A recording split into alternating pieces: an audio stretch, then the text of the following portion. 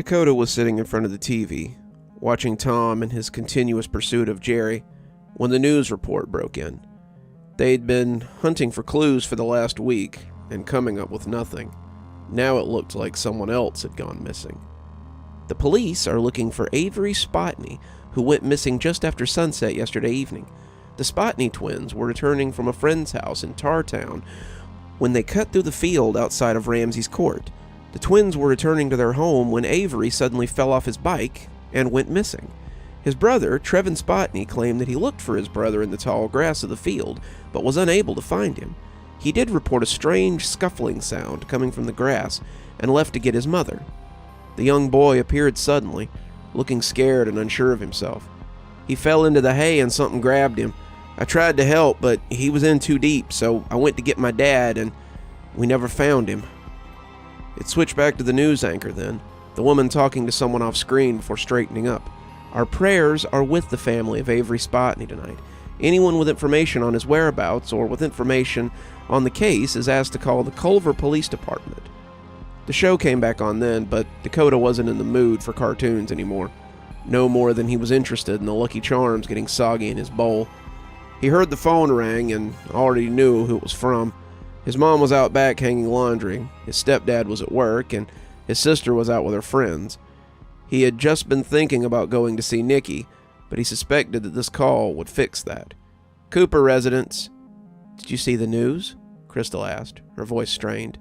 Dakota felt his cheeks warm up a little. He had been expecting it to be George, honestly. Yeah, I hate it for them.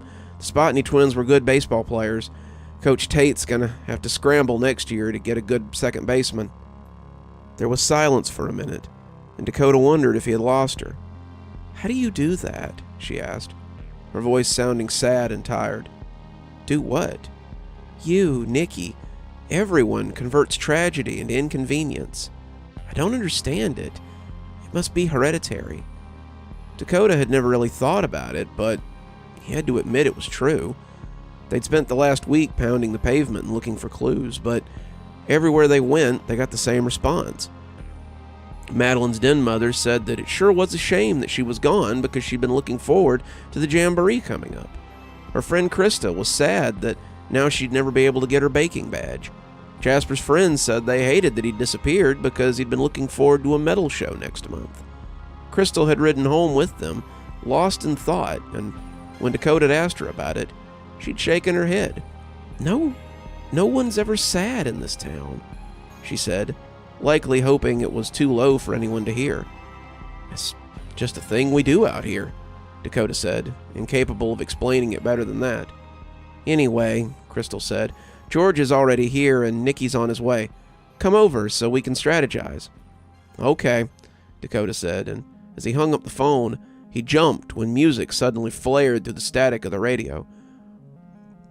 I wouldn't if I were you. No telling what she'll do. The woman is wild. She could really tear your life apart. He reached over and turned the radio off. It seemed like he was haunted by that song lately, and if he believed in signs, he might have taken it as a bad one. What was it that was going to eat him up? Was it whatever was taking Culver's children, or was it this mysterious girl that adopted his little friend group? Either way, Dakota knew that he'd let them in the end. His summer would be boring otherwise. Jesus! I doubt we could have chosen a hotter day for this. Crystal shaded her eyes as she looked at Nikki. Nick, you would have never made it in San Diego. This is considered a nice day on the West Coast. After some RC colas and an hour of argument, they had decided to go to the field where Avery had gone missing. Well, decided was a strong word. George and Crystal had finally talked Dakota into it, and Nikki had come along since he had nothing better to do in the end. The grass field behind the neighborhood was huge, and most people thought it would be the next victim of Culver's expanding neighborhood project. Not quick enough to save Avery Spotney from the Snatcher, but his disappearance would probably be the straw that broke the camel's back. Inside of 3 years, the grass field would be an empty lot, and just as the kids were leaving for college, there would be new families moving into the brand new houses as the ever-expanding borders of Culver continued to bulge. They could cut the grass, till the earth, sift through every grain of sand, but as Dakota stood at the edge of the grass sea, he suddenly was very sure that they would never find Avery's body. The poor kid wasn't here to be found, and they were just looking for his discarded memories. "What are we looking for exactly?" Dakota asked. The police took his bike when they found it, as well as the sleeveless t-shirt he'd been wearing that they also found in the field. Crystal pulled her hat down low, her sunglasses making her look like an archaeologist as she waded heedlessly into the grass. "Anything. We're here to see what they might have missed." Dakota moved up beside her as she stepped into the grass, taking a stick he had found as he pushed it aside. As if on cue, a large snake slithered out of their way, its markings making Dakota think it was the kind that you didn't want to mess with if you could help it. I don't know how it is in California, but around here you have to check for snakes before you go blundering off into the tall grass. Crystal had seen the snake and nodded as she started off again. George had a walking stick from his last scouting trip outing, but Nicky had an honest-to-God machete with him. They all let him go first as he went hacking through the tall grass like Indiana Jones, scattering the wildlife as he crashed through. George and Dakota were careful to keep the tall grass at bay as Nicky hacked away, and when they came to the police tape, they saw that they weren't the only ones who had been cutting back grass. The tape marked off a muddy track about 12 by 15 feet, and it mostly marked a series of skid marks. Someone had hit a muddy patch and ate it hard. The bike had skidded and the rider had slid through the mud as well. The indentions where he had come to rest were clear enough, but there was something else there too. It was a long drag mark, a long thick line in the mud that stretched back into the grass. It wasn't deep enough to be a tire track, but it was too wide to be a drag mark, from Avery at least, and the police couldn't seem to decide what it was either. "Maybe it's a wheelbarrow track," George said, all of them careful to stay beyond the police tape. "I can't imagine anyone driving a wheelbarrow through here," Nick said. "I guess it's possible, but I don't even really like to ride my bike through here. The wildlife is too numerous, especially at sunset." "Do kids ride through here a lot?" Crystal asked. "Only if they're in a hurry. Most kids play on the edge of the grass. Kids get snake bit out here sometimes, and tends to make the rest of us think twice about playing in the deep grass." Crystal looked down at her feet as if expecting to see something slithering between her sneakers. "I can't imagine why anyone would need a wheelbarrow out here," Nicky said again, looking at the indentations as they disappeared back into the grass. "Unless they needed to transport something, like a body," Crystal said. George looked at Dakota, "Which means it could be somebody close by." "Or it could just be a weird drag mark," Nicky said. "Heck, it's heading deeper into the grass. If it was going into town, I could understand that, but it's going towards the new highway more than anything." "It's the only real clue we have," Dakota said, as if that meant anything. Nicky threw his hands up in exasperation. "Jumpin' Jesus on a pogo stick! Don't tell me you're enjoying yourself out here. It's hotter than Satan's right toe, and I'm tired of playing detective when we could be doing anything else." Nicky had been getting fed up with the investigation lately, reminding them that they had said they would pack it in after a week if they hadn't found anything. George, however, was saying that they had learned some things and they were bringing solid evidence to the table. He had narrowed down the Snatcher's hunting ground, and he thought he might be able to catch him with some luck. What was more, Nicky had noticed the glances between Crystal and Dakota, and when it seemed obvious that she wasn't going to throw herself at him, he'd kind of lost interest in the case. Without much to do, though, since his friends were involved in this makeshift Scooby-Doo club, he came along so as not to have to spend time by himself. Nicky, at his core, was someone who hated spending time alone more than he hated being uncomfortable. "Just what the hell are you kids doing out here?" came a sudden cry, and all four of them jumped as an officer made his careful way towards them. Dakota gritted his teeth, expecting a butt chewing, as that voice was one he knew very well. His stepdad came up on the other side of the tape, the groups looking at each other like armies across a battlefield. "Nothing, Dad," Dakota said, George looking down as if guilty of something. "This is a crime scene, in case you didn't know," Officer Carter said, his face letting them know that he wasn't mad, just unsure why they were here. Dakota's stepdad never really got angry, at least not that he'd ever seen. He was a patient guy, probably didn't possess the mentality they were looking for in a peace officer, and he was more interested in helping than anything. He was a good guy, and Dakota was usually pretty happy to have him around the house. "We know," Dakota said, hedging as he tried to come up with a good excuse. "We were just, looking at the scene. We saw it on the news and just wanted to see it." Officer Carter's face looked at odds with itself as he tried to decide what to do. "Well, you've had your look, right? You haven't gone in and moved anything, have you?" "No, Dad, of course not. We know better than that." "Then head on, kids. This place isn't safe." The kids nodded, saying quiet sorries as they took their leave. Dakota, can I have a word?" he asked. Dakota stopped, nodding as he told his friends he'd catch up with them. He moved around the tape, trying not to break the scene, and his stepdad did his best to meet him halfway. "Let me give you a ride," he said, hooking a thumb at his cruiser at the edge of the field. I rode my bike. I can fit it in my back seat. I just want to talk for a minute." Dakota nodded, already figuring he knew what this one was going to be about. They made their ponderous way through the grass field, and Dakota stopped more than once as something big moved through the grass. His stepdad's boots were a little better equipped for this kind of thing than his high tops, and even he froze to watch his step a time or two. It always made Dakota laugh to watch the man work. He was a big guy, probably 6'3", with a barrel chest and arms of corded muscle from farm work when he was young.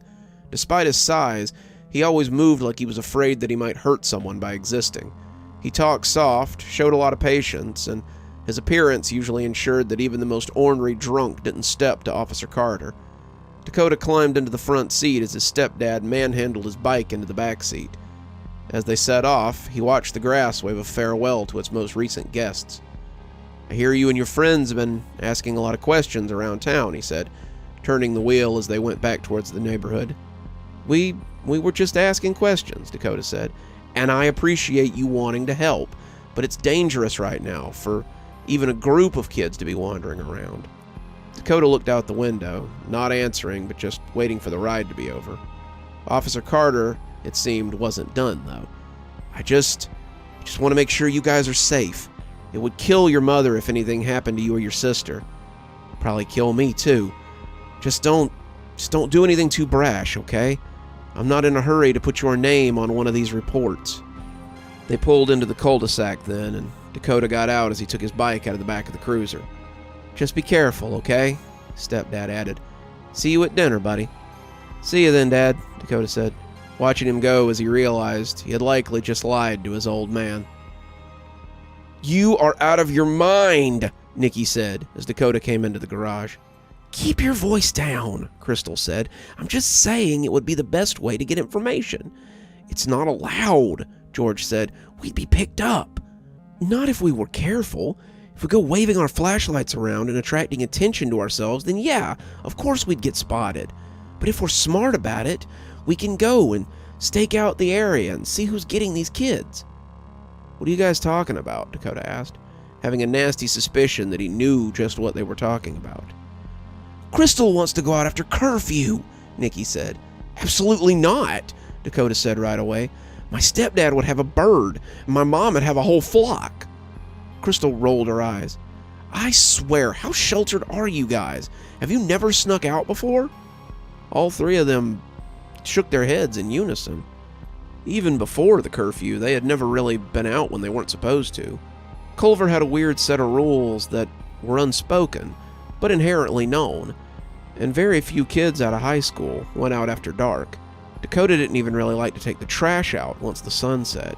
It always felt like something might be lurking around, just waiting for you to let your guard down. Look, Dakota tells his parents he's staying at Nikki's house. Nikki tells his parents he's staying at George's house. George tells his parents he's staying at Dakota's house. And then we all go out and see what we can see.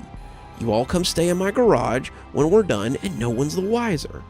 "Stay here?" Dakota asked. "Yeah, why? Is that a problem?" Crystal asked. "No way my mom would let me stay at a girl's house," Nikki said. "Mine either," said George. "That's why you don't tell them, dummy," Crystal said.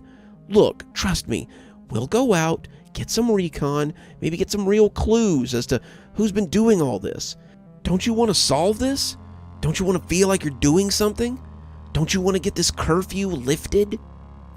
They all looked at each other, but what she said next made the hair stand up on the back of Dakota's neck. "Come on, what are you guys, chicken?" It was an eerie mimic of Chris's last words. "Fine," Dakota said. "Sure," George said. "Why not?" said Nikki. "I'm sure there's room in the van for all of us." Crystal smiled. "Ha ha, but with any luck, we'll find nothing more serious than a creep trolling around for some prey.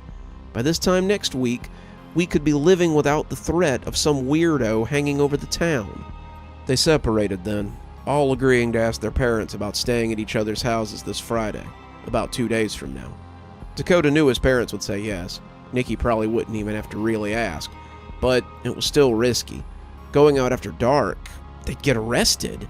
They'd get drugged home like convicts, and that's if they were lucky. If they were very unlucky, they might just get to meet the Snatcher who haunted the streets of Culver. You're still here. I thought you might be.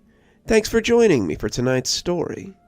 If your insatiable appetite for horror knows no bounds, might I suggest one of our playlists, or one of our previous stories in the archive? There should be one appearing at the end of the story any minute now. And of course, if you're not subscribed, why not go ahead and hit that subscribe button? Maybe hit that notification bell so you don't miss any of the spooky things that we do here.